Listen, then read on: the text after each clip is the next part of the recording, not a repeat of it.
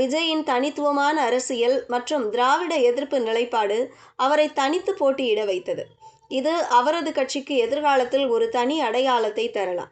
ஆனால் 2026இல் இது திமுகவுக்கு சாதகமான காற்றை வீசச் செய்துள்ளது. மக்கள் நலக் கூட்டணி 2016இல் செய்த அதே வரலாற்று பிழையை 2026இல் விஜய் செய்துள்ளாரா, அல்லது எக்ஸிட் போல் கணிப்புகளையும் மீறி இளைஞர்களின் வாக்குகள் விஜயை கிங் மேக்கராக மாற்றுமா? எது எப்படியோ, எதிர்க்கட்சிகளின் வாக்குகள் சிதறுவது எப்போதுமே ஆளும் கட்சிக்கு கிடைக்கும் மறைமுக வரப்பிரசாதம்.